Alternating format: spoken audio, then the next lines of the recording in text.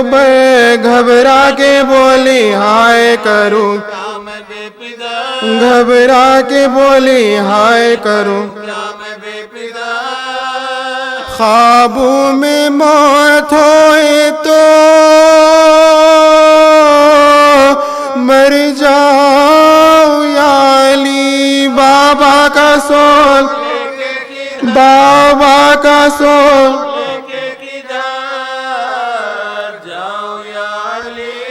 بولی کہ آج رات کو ہو جاؤں گی بحال، کل میرے کاروبار میں تم ہوں گے خود نڈھال، خدمت کا میرے بچوں کی ہوگا کسے خیال، نہلا دھلا دیا کے پرے، نہلا دھلا کرتے بھی دوئے خود بھی کل تک دے چلی، صحرا نہ دیکھائے، صحرا نہ دیکھ،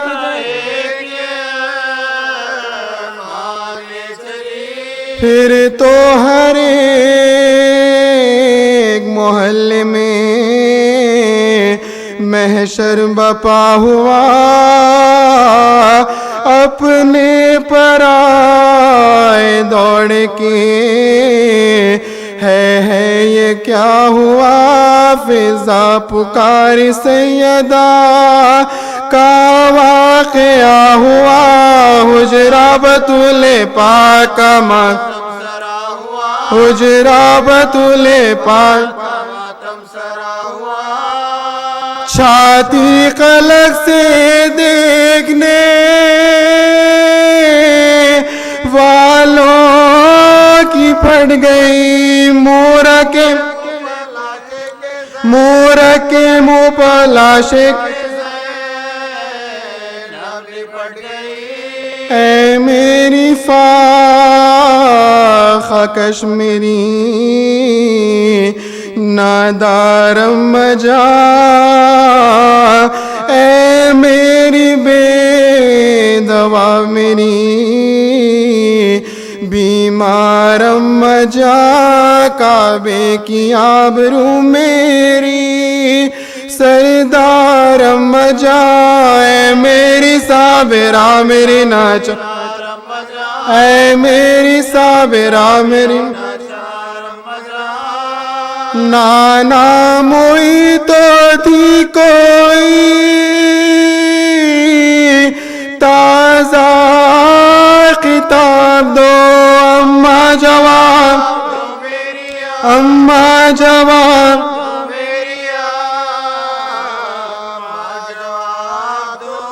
ننھے سے سر کھلے ہیں، نہیں سر پر ٹوپیاں، کہتے ہیں کچھ تو منہ سے نکلتا ہے ہائے ماں، لکھا ہے جب جنازے پر پہنچے وہ نیم جاں، حضرت سے دیکھا مر، اور یہ کہ حضرت سے دیکھا اماں غلام آئے ہیں رخصت کے بعد، جاتی ہو تم نبی کی زیارت کے واسطے،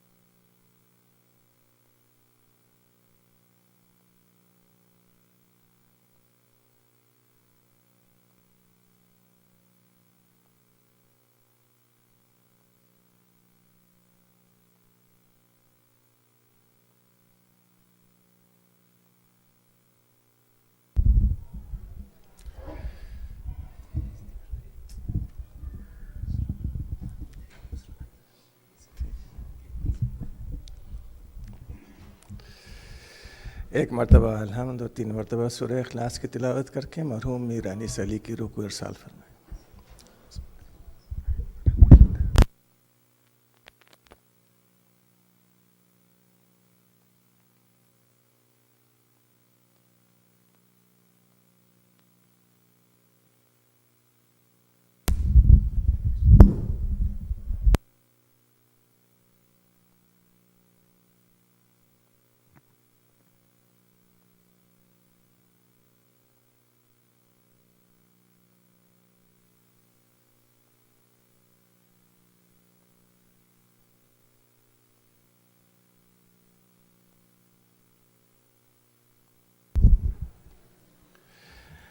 فاتحہ۔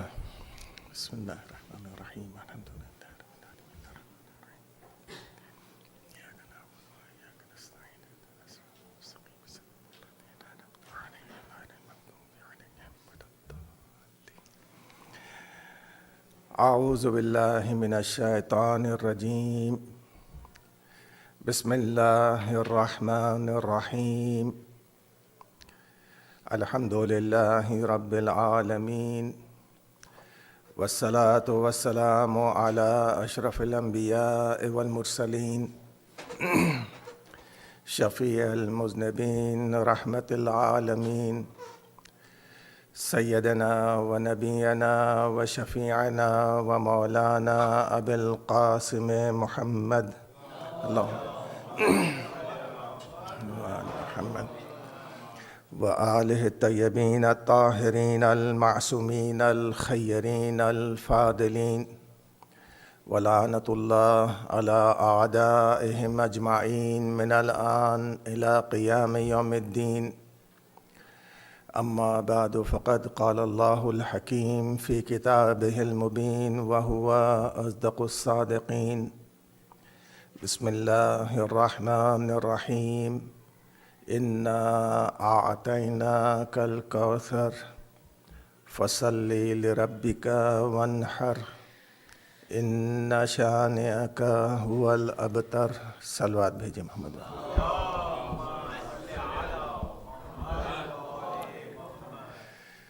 عزیزان گرامی، مجالس مومنین کی ایک خاص فضیلت ہے جس کو رسول اللہ صلی اللہ علیہ وآلہ وسلم نے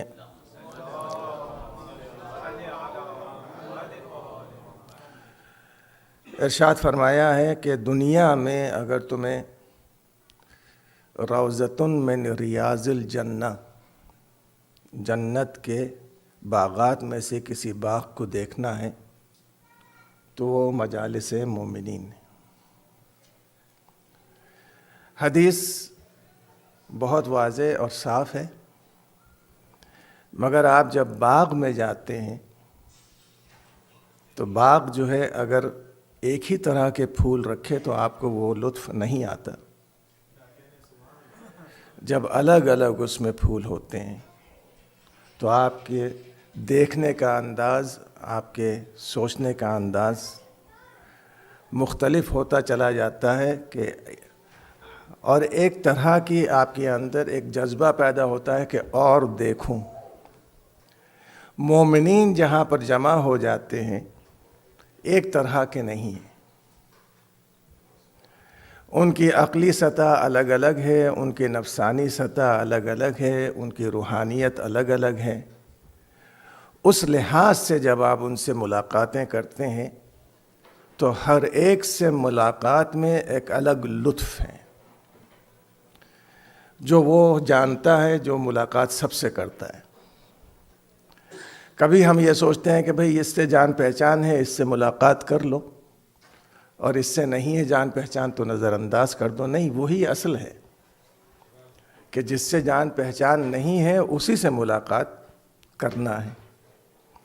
اور جتنے آپ ملاقاتیں کریں گے اور جتنے مصافحے کریں گے ایسے ہے جیسے کہ 1,24,000 انبیاء سے مصافحہ کیا ہے۔ مومنین کا احترام اللہ نے خود یہ بیان کیا ہے کہ میرا گھر کہیں نہیں ہے، لیکن قلب المومن عرش اللہ، مومن کا جو دل ہوتا ہے وہ عرش خدا ہوا کرتا ہے. تو ایک مومن جب دوسرے مومن کا احترام کرتا ہے تو یہ احترام صرف شخصیتی احترام نہیں ہے، بلکہ اس خدا کا احترام ہے جو اس کے دل میں ہے، اس کی توحید کا احترام ہے، اس کے کلمے کا احترام ہے. تو یہاں پر جو سورہ میں نے آپ کے سامنے آج تلاوت کیا، ایک سلوات بھیج دیں آپ کو تھوڑا سا.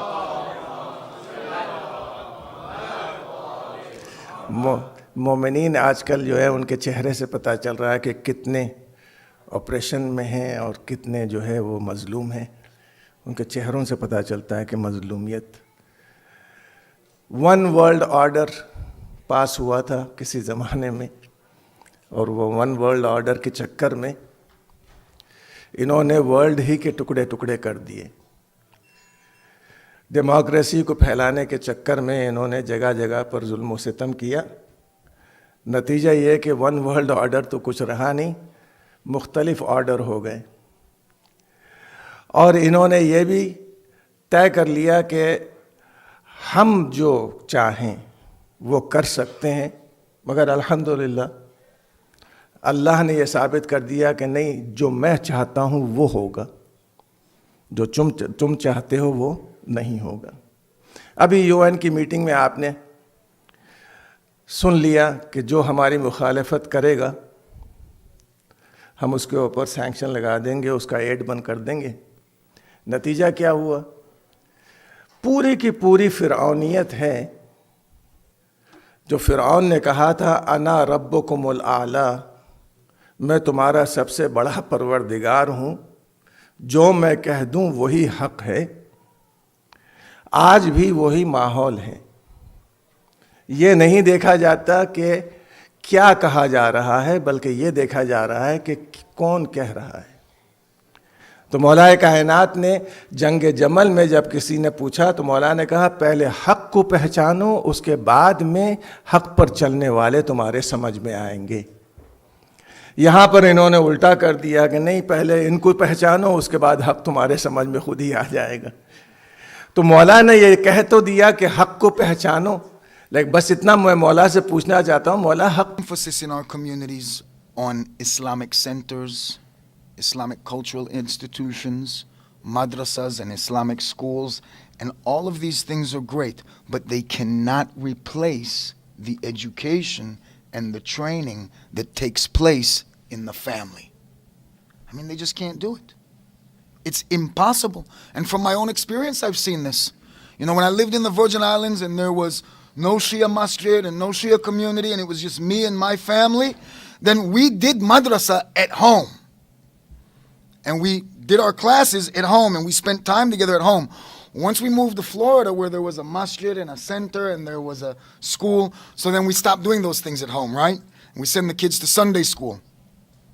Sunday school cannot take the place of the education that must happen at home. It just can't do it.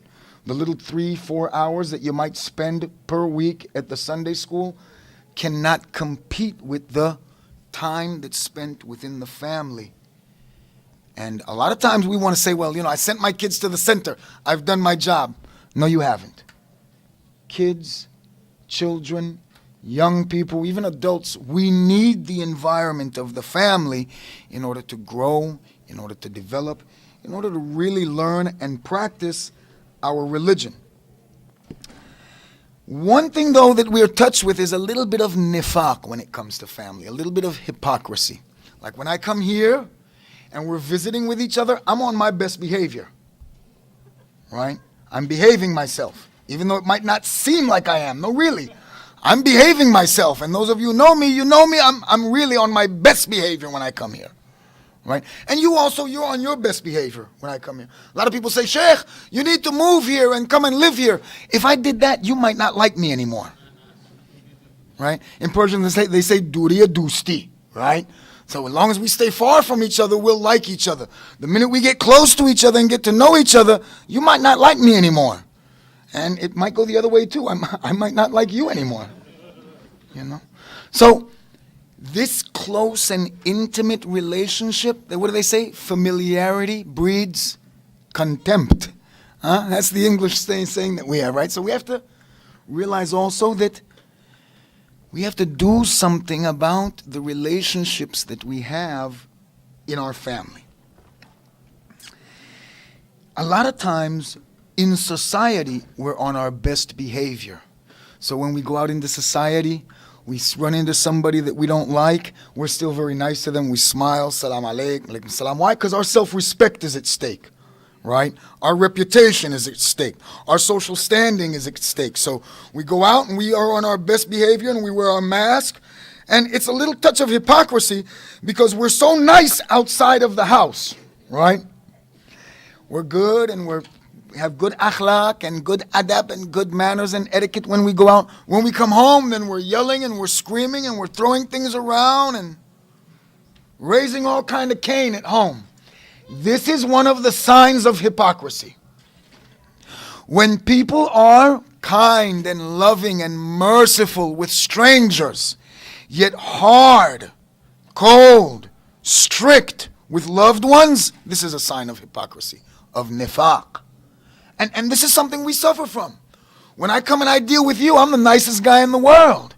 And when we go home, then we're loud and abrasive and rough. And this is not the attitude that's acceptable at home. In fact, the opposite should be true. Because the effects speak for themselves. If I went out to San Jose tomorrow, Saturday, what is this, like the weekend before President's Day?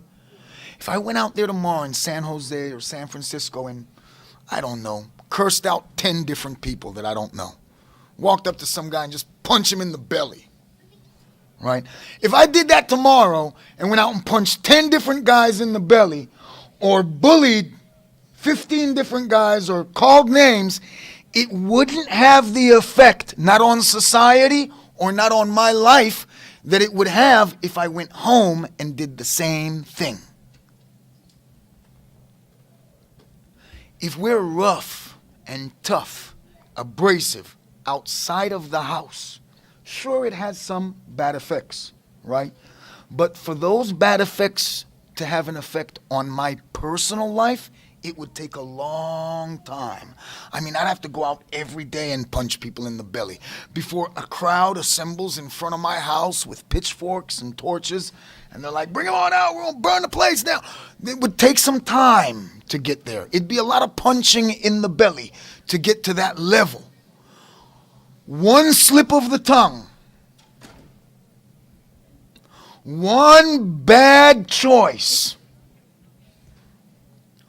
one swift headbutt to one of your children will have a deeper effect on your personal life than if you went out there and like punched 10 strangers in the belly daily. So the akhlaq and the adab and the etiquette that we should have at home with our families is very important, exceptionally important, because there's some mistakes I can make at the masjid. And we hear this all the time. I don't know if you have this problem in San Jose, but like in Tampa, we got this problem. One guy gets in an argument with one other guy at the masjid. It's just two people. And they get in a debate at the masjid, and one of them says, I'm not going back to the masjid. Why not? Because that brother there, he said something I don't like. So now we're ready to cut off like the whole masjid. We're not going back to the center because this one guy was disrespectful or said something najur, out of place. So now we're upset. I'm not going back to center anymore. Right? Because of one little disagreement that we had there in a public setting. Right?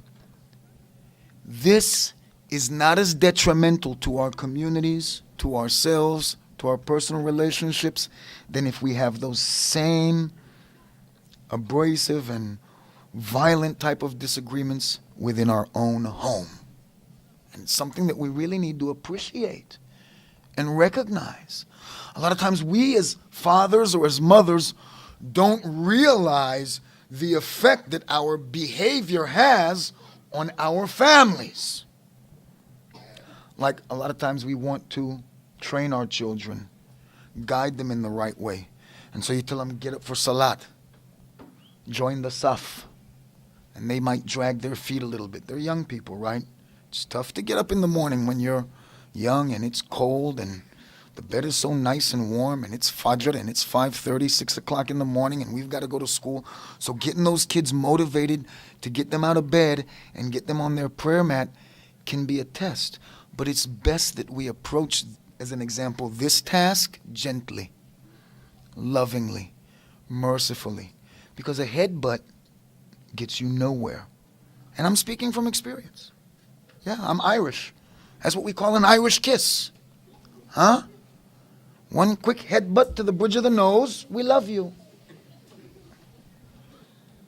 But this doesn't work. And this isn't the way to train our families and to raise them. One of the worst things that a parent can do is lose control. One of the most absolute worst things that a parent can do in their home is lose control, like lose their temper and yell and scream and jump up and down and hand out slaps and headbutts. This gets you nowhere. In fact, it will increase the rebelliousness of those in the family and increase the emotional distance that's already appearing. So it's vitally important that we change our akhlaq within our families and begin to treat our families and to have that etiquette at home that is absolutely necessary, because one slip of the tongue at home can turn our entire world upside down. You disrespect the corner grocer, it's one thing. You break your mother's heart just once, and Allahu Akbar. I mean, it can affect someone's life for the rest of their life. And we've heard of these riwayat and these ahadith of, like for instance, dua mashlul. I'm sure you've all heard of dua mashlul, the dua of the paraplegic. There was a man who had gained the dissatisfaction of his father, and his father had made a dua against him, not against him, but complaining to Allah about his son, and Allah caused this son to become paralyzed. This man went to Amir al-Mu'mineen and asked him for some dua to overcome this condition of being paralyzed, and Imam Ali gave him this dua, dua mashlul. It's a very powerful dua, and it's recommended to be read anytime that we're facing any illness, any hard times in our health, so we should recite this dua. But we know about this, that if we upset our parents, the deep and long-lasting effects that it can have on our lives. So it's important that we maintain these family ties and nurture them and grow them. Same is true with children. If we lose control and lose our temper with our children, then we're losing our children. And a lot of times, especially we as fathers, right, we figure that we're going to show the kids by showing them how angry they've gotten us, how upset they've made us. And so we might react in anger or lose our temper. But this does nothing but drive a deeper wedge between us. Right? So it's important that we recognize that even in dealing with our own children, even in critical circumstances, it's vitally important that we maintain our composure, our self-control, don't lose our temper. Because if you, as an example, with daughters, one of the ulama was saying that with daughters, you have to be especially careful. Never lose your temper with them. Never, ever strike them. I mean, something has to be terribly wrong to put your hands on your girls. Because you know why? They don't forget. They don't forget. If your son gets out of line and you wrap him upside the head, and then tomorrow you come back and say, look, son, I'm sorry, man. You just made me upset. He'll be, oh yeah, Baba, I understand. Do that to your daughter, and in 20 years, she'll still remember it. She'll still remember it. Like, Baba, I remember the time you bounced me off my head down 3 flights of stairs. You'll be like, I never did that. Bounced you off your head down 3 flights of stairs? You're exaggerating now. They don't forget. It doesn't just roll off their back like it does with young men. So we have to be exceptionally careful with the ladies in our lives also. You know, there's riwayat that says that anyone who pleases his mother, his wife, his daughter, or any female, any woman in his family, then Allah will make him happy on Yawm al-Qiyamah. So we have to be Allahumma salli ala Muhammad wa ali Muhammad. So one slip of the tongue, one mistake can turn our lives upside down. If we lose our temper, if we strike out at our wife, if we do anything of this nature, it can endanger the relationship that exists within our families. Home, our households are supposed to be a paradise for us. It's supposed to be a place of rest, a place of safety for us, our homes. One older brother was telling me, whenever you come across a married man that spends all his time outside of the house, right, there's something wrong in this marriage. And it's true. I've lived to see this in my own just community, my own daily experience.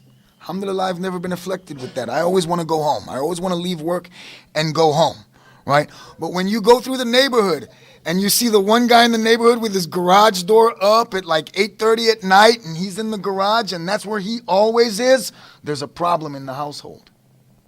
Because we're supposed to want to go home. We're supposed to want to be around the people whom we love, right? So those married men that like avoid home, there's something wrong at home. Those children that spend more time with their friends or confide in their friends more than they do at home, this is a backwards relationship.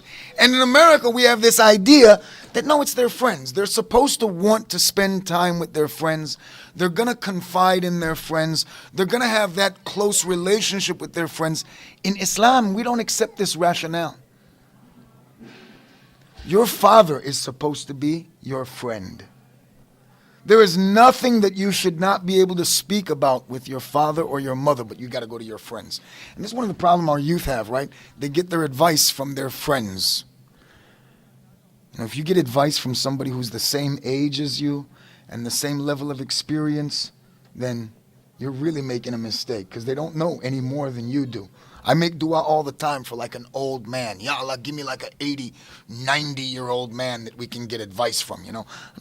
I'm 45. What am I going to take advice from another 45-year-old for? I know as much as he does. I've done as much as he has. He can't guide me or lead me. Maybe if he's more knowledgeable in Islam, then yes, perhaps. But really, it's the old people that got that wisdom and that insight and that vision. Huh?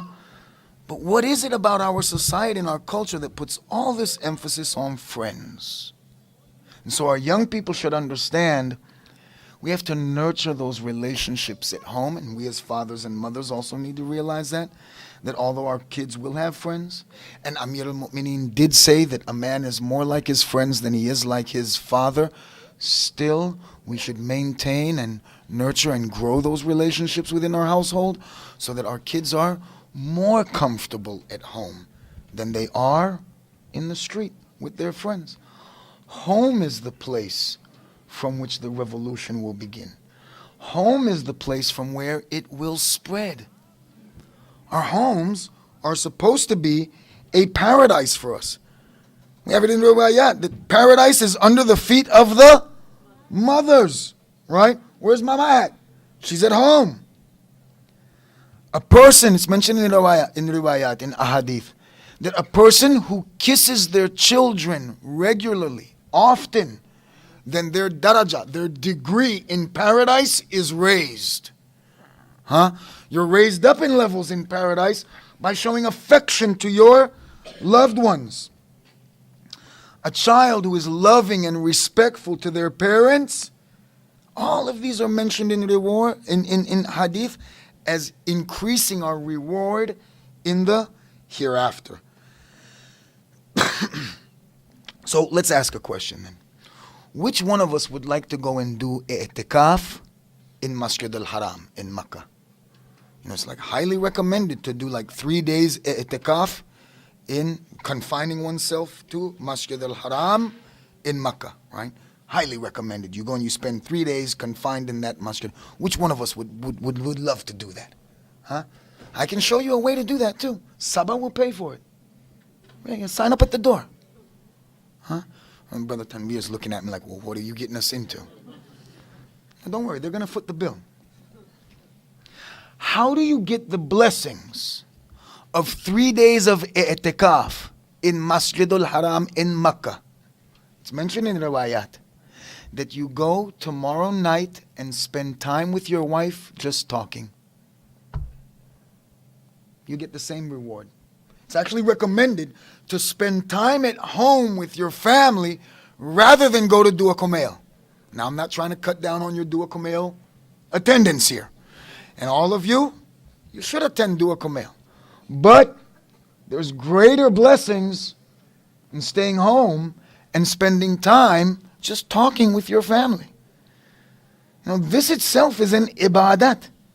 And it has the blessings, more reward than 3 days i'tikaf in Masjid al-Haram in Makkah. This is the level of spirituality, of growth, of reward that exists right in our own homes that we're missing out on. Right? The Day of Judgment is also called the Day of Regret, isn't it? Huh? I think it's like Yom al-Hasr, right? The Day of Regret.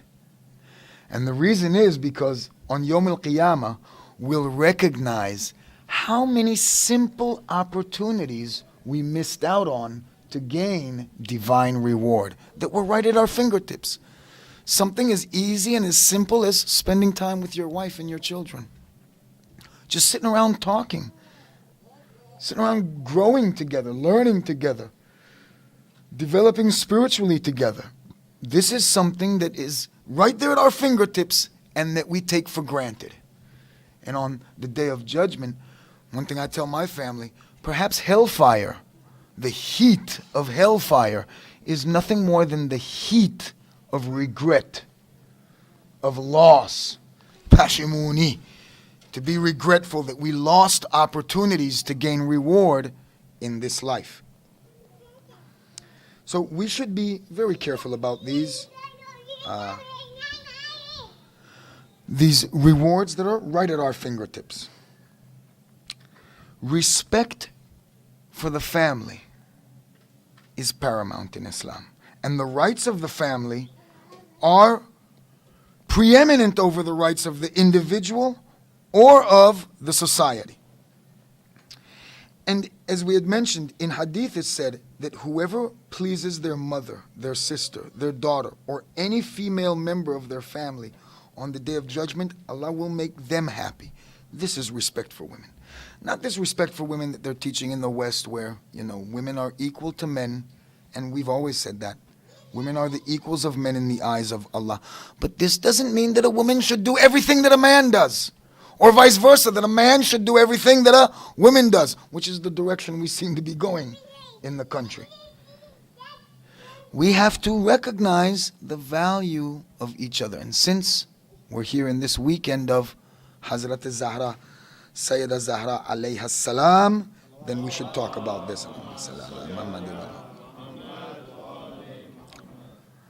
So family is that most important place of test for us also. It's the place where we succeed or we fail in this life and the next. Our children are a test for us, just as we're a test for them. Our wife is a test for us, just as we're a test for them. Right? It's the most important place of test for us is within the family.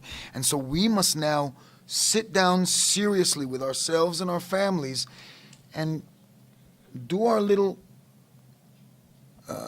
reckoning and figure out, are we passing this test?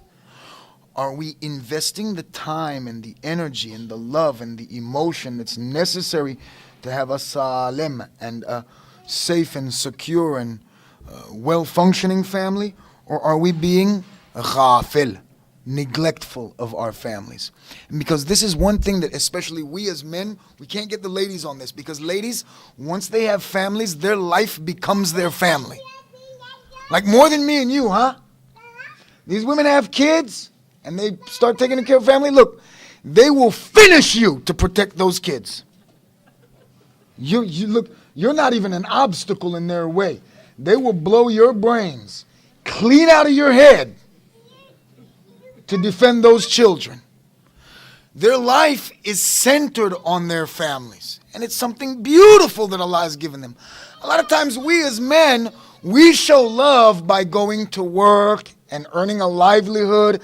And sometimes we forget to say, I love you. Because we figure that, I go to work every day. I work 6 days a week, so they know I love them, right? This is one of the most dangerous things for men. And the reason I say that, I'll show you that from my own experience. I've got a 17-year-old daughter, but for 8 years of her life, I worked 7 days a week. So now she's 17, I'm just getting to know her. Because for 8 years, I was at work for 7 days a week. Don't think that because you're paying the bills, they understand that you love them. They won't unless you tell them. And telling them often isn't enough. You have to show them by word and by deed. And we as fathers, a lot of times we forget about that. We spend all our time at work, all our time trying to push the ball forward, push the program forward, but our children and our wives need us at home. And nothing can replace you. The money that you're earning, the house that you're providing for, the car that you're paying the note on, it cannot take your place as a father. Brothers, cut down on the work a little bit. Even if it means you got to cut down on the expenses a little bit. You got to drive a little bit of an older car or shop at the Salvation Army for your own clothes. I haven't bought new clothes for myself except for shoes and underwear in years. Why? Because you go to the Salvation Army in the rich neighborhood and you get nice clothes, brand new clothes for dirt cheap. Don't go to the Salvation Army in the poor neighborhood.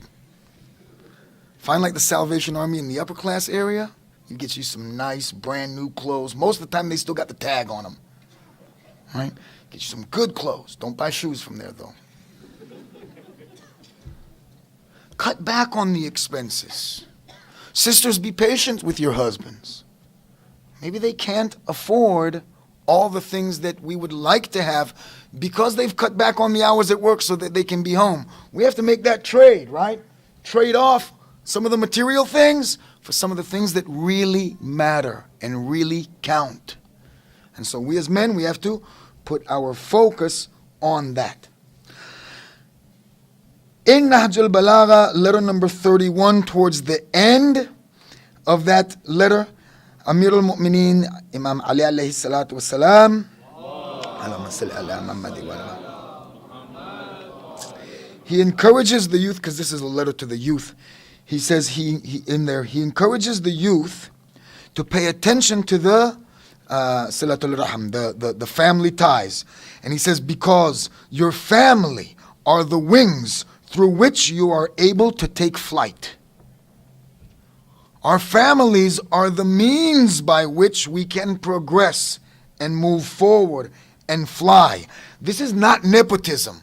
A lot of times people say, well, you're talking about family, and your family is how you're going to move forward, and your family is how you're going to take flight, and your family is how you're going to move ahead and progress in life. We're not talking about nepotism. Nepotism is when you trample the rights of another in favor of your family. That's not what we're talking about. What we're talking about is maintaining everyone's right, but giving our families, our wives and our children their due.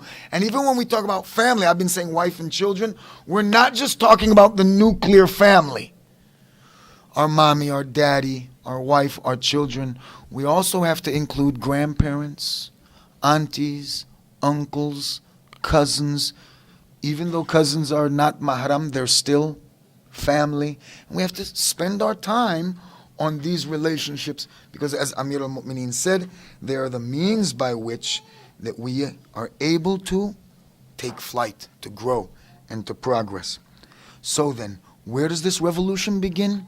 It begins by doing everything, carrying out every command, and staying away from every prohibition, first and foremost in our own homes. You come to the masjid and you stand up in the saf Mu'min, Allahu Akbar. That should be done at home first. The halal and the haram should be carried out or avoided at home first. Home is where this thing has to begin. Not in the center, and certainly not on the street. The revolution will begin at home with our own families and our own loved ones.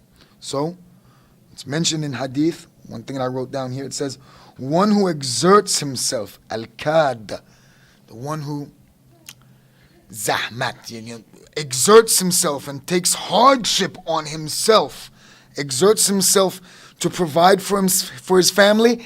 In hadith, Hazrat Rasulullah sallallahu alaihi wasallam says, kal mujahid fi sabilillah, that the person who exerts himself for the benefit of his family is like a mujahid in the path of Allah. This is a very high status. Understand, what's a mujahid? Like a lot of times we think like mujahid is that soldier that steps forward onto the battlefield. That's easy to go on the battlefield.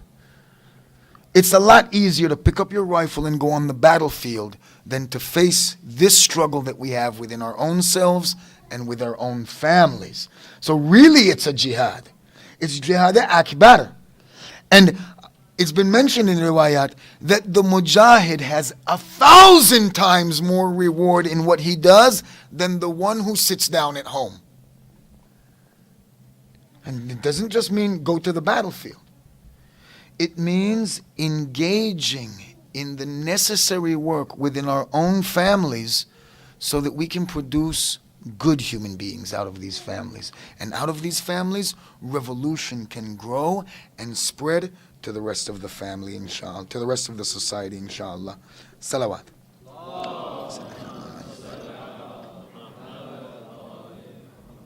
So we need to get our niyat right.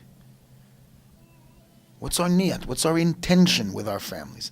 A lot of times, we've gotten married and have had children, and we'll talk about this more tomorrow night when we can get more into it, inshallah. Not the first night, right? Let's not get kicked out on the first night. We'll wait for tomorrow night. A lot of times we get married based on physical attraction. We end up having kids based on what? Physical attraction, right? Your wife is very beautiful. You yourself are very handsome. You're very attracted to each other. And this becomes the centerpiece of the relationship. And one of the reasons you see people getting divorced on the level that they're getting divorced is because of this. I know it sounds absolutely wacky, and we'll talk about it again tomorrow night.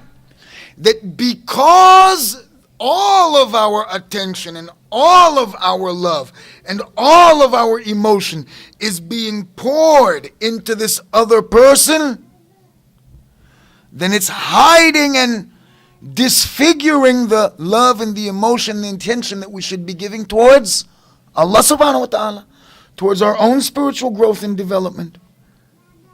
We'll talk about this more, inshallah, tomorrow night. Family is the center of society. Hijab is an example of that. Hijab for women, it shows that the home is more important, right? Because when you go out, you cover yourself, but at home, that's where you expose yourself and can display your beauty. The same for men. This increases the pleasure at home, by the way.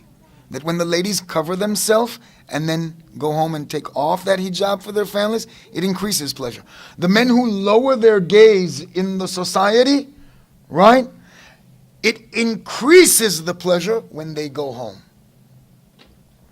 So, this is something that we have to pay attention to. Life is in the home. Pleasure should be in the home. Peace should be in the home. Paradise is at home. Home is where this revolution has to begin. Even it's recommended that when you're home, a lot of us, and I just recently started doing this, a lot of us read Quran silently at home, right? When we're at home, we read Quran silently, like just to ourselves. It's recommended to read Quran loudly at home. In hadith it's mentioned, you read Quran loudly at home. Why? So that the walls of the house can absorb that Quran. so that this place that we live in becomes Qur'ani, right? Not that we just sit there and whisper it. No, read it and read it aloud in the home. Home has to be our base, the place from which we're spreading this Islam and this revolution to the rest of the society. Look at some of these ziyarat that we have, right? Whenever we say some of these ziyarat, what do we always say? Assalamu alaikum ya ahle baytin nubuwat. A lot of times we read this and we don't even recognize like what it means, huh? We don't say Assalamu alaikum ya ahle baytin nabi. A very simple difference, I'll translate it for you. We don't say, peace be upon you, O household of the Prophet, right? What we say in ziyarat is, peace be upon you, O household of prophethood. And there's a difference here. Here, the family, with Hazrat Rasul's family, sallallahu alaihi wasallam, with his family, they're joined with his mission of nubuwwat. And we don't do that with anyone else. We don't say the family of the, president, office of the president. No, we say the first family or the first lady, right?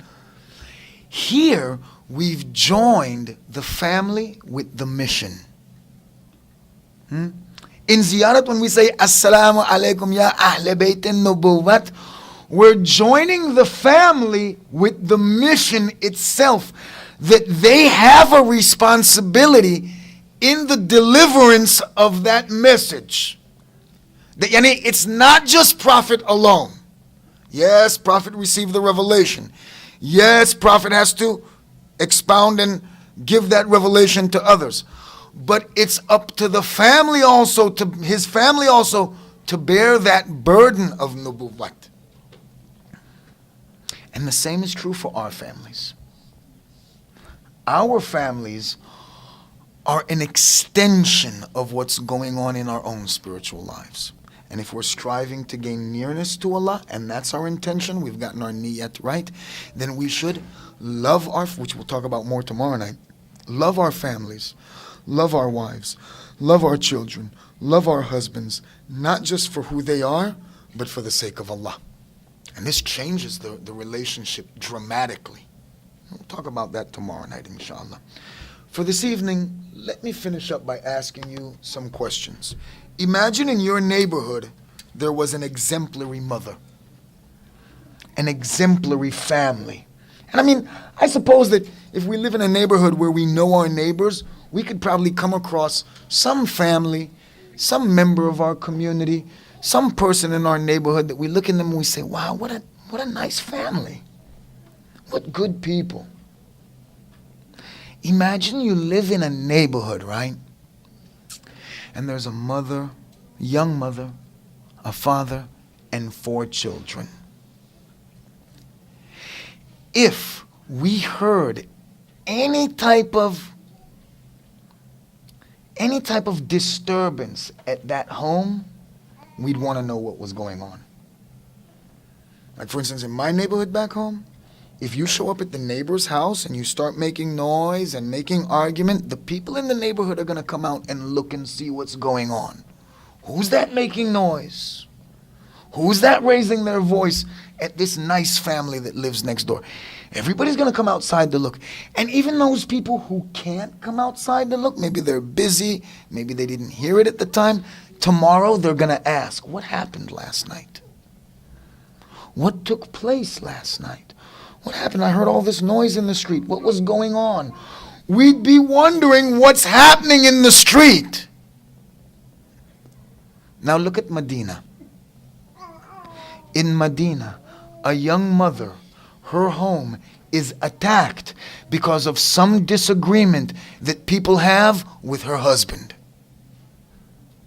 This is something we wouldn't stand for in our own neighborhoods. That a young mother should be attacked by enemies of her husband simply over some disagreement that they had. This would be unacceptable to us. The youth of the community would pour into the streets. The youth of that neighborhood would try to get involved. Medina, what's happening in Medina? That Zahra's house is surrounded, that the door is set alight, and no one wonders or asks what's going on next door. That none of the people come outside to ask what's happening. What are you doing with Zahra? So here we have this 17, 18-year-old mother of 4, standing behind the door, confronting the enemies of her husband alone. And the neighbors don't come to her rescue. The neighbors don't lift a finger to help. This couldn't happen in our neighborhood, yet it happened in Medina. You know, one of the things that we see that should really move us inside of ourselves to change ourselves, that when they decided to attack the house of Zahra, they gathered together some of the Arazil, the Awbash, the gangsters, the bad people in that area, and they armed them with sticks, and they said, come on. And these were some of those people that were in the alleyway there, yelling and shouting. But the minute that they heard Hazrat Zahra cry out in pain, they threw down their sticks and said, Mahamnistim, we're not in this. And they left. At least they had the decency to leave, to not be involved, to hear the cry of Zahra and to leave. What about those neighbors that heard the cry of Zahra and never came out to see what was happening, never looked to see what was taking place? You know what's saddest of all of this whole scenario? That, you know, usually when something happens to the mother, the children will seek refuge with the father. And if something should happen to the father, then vice versa. The children will seek refuge with the mother. What do you do when your father has been dragged away, tied up by a rope, and your mother has been beaten unconscious? Where do you go to look for safety then? Where do you find your protection then? Do you know what the children of Zahra had to do? They had to run into the alleyways of Medina, into the night of Medina, and seek refuge in the alleyways of Medina, while their mother was beaten unconscious and their father dragged away, tied up, and with people sitting on his chest at Masjid Medina. Wala hawla wala quwwata illa billahi al-aliyyul azim wa la'natullahi ala qawmi dhalimin. Amin rabbal alamin. Ya Hussein.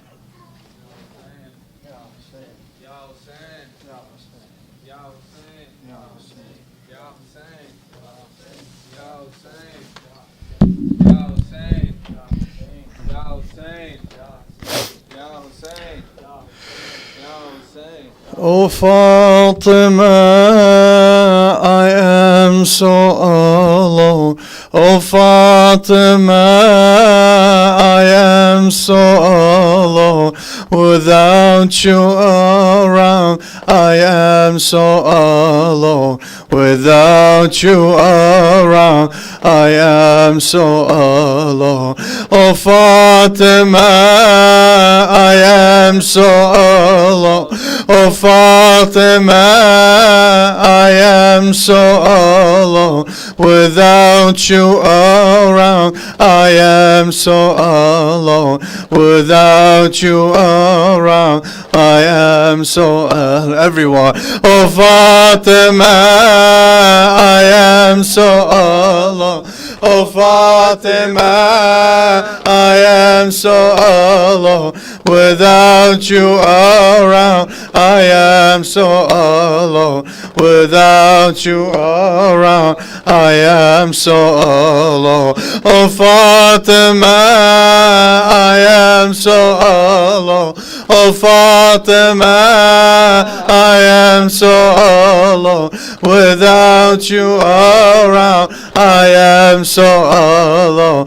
Without you around, so alone. How will I forget the things that I saw? How will I forget the things that I saw? Your ribs that were crushed, the nail and the door. How will I forget the things that I saw? Your ribs that were crushed, the nail and the door. Your tormented cries, the blood on the floor. Muhsin, our son, whose life is no more. Oh Fatima, it broke me to see. Oh Fatima, it broke me to see. Though you were in pain, you tried to save me. Oh Fatima, I am so alone.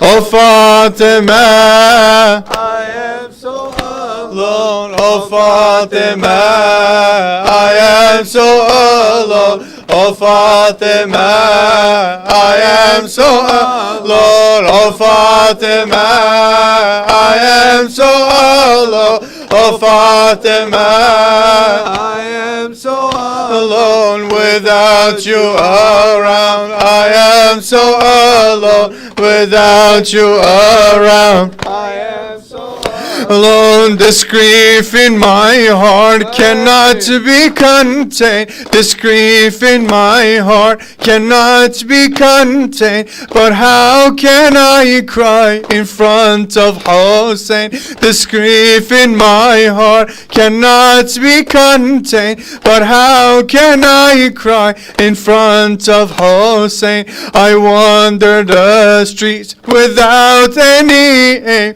to find anyone who can share my pain. Oh Fatima, my heart sobs for you. Oh Fatima, my heart sobs for you. I cry by myself, my heart sobs for you. Oh Fatima, I am so alone. Oh Fatima, I am so alone without you around. I am so alone without you around. I am so alone. Oh Fatima, I am so alone. Oh Fatima, I am so alone without you around. I am so alone without you around. I am so alone. My deep loneliness is now breaking me. How can I escape this cycle of grief? My deep loneliness is now breaking me. How can I escape this cycle of grief? These tears are flowing just like the sea. My love, come and see the estate of Ali. Oh Fatima, I can't see the day. Oh Fatima, I can't see the day. The light of my eyes was snatched away. The light of my eyes was snatched away. Oh Fatima, I am so alone. Oh Fatima, I am so alone without you around. I am so alone without you around. I am so alone. Oh Fatima, I am so alone. Oh Fatima, I am so alone without you around. I am so alone without you around. I am so alone. They tell me, Ali, we thought you were strong. They tell me, Ali, we thought you were strong. You left at the gates of Khaybar alone. They tell me, Ali, we thought thought you were strong. They tell me, Ali, we thought you were strong. You left at the gates of Khaybar alone. So why is it that you cry on and on? You know better than us that she is gone. Oh Fatima, if they only knew. Oh Fatima, if they only knew the bruises and scars I saw when I was washing you. Oh Fatima, I am so alone. Oh Fatima, I am so alone without you around. I am so alone without you around. I am so alone. Oh Fatima, I am so alone. Oh Fatima, I am so alone without you around. I am so alone without you around. السلام عليك يا فاطمة الزهراء. السلام عليك يا قرة عين الرسول. السلام عليك يا سيدتنا ومولاتنا. إنا توجهنا واستشفعنا وتوسلنا بك إلى الله وقدمناك بين يدي حاجاتنا. All together إن شاء الله التماس الدعاء. يا وجيهة عند الله اشفعي لنا عند الله. يا وجيهة عند الله اشفعي لنا عند الله. السلام عليك يا رسول الله. السلام عليك يا أمير المؤمنين. السلام عليك يا فاطمة الزهراء يا سيدة النساء العالمين. السلام عليك يا حسن بن علي. السلام عليك يا أبا عبد الله وعلى الأرواح التي حلت بفنائك. عليكم مني جميعا سلام الله أبدا ما بقيت وبقي الليل والنهار، ولا جعل الله آخر العهد منا لزيارة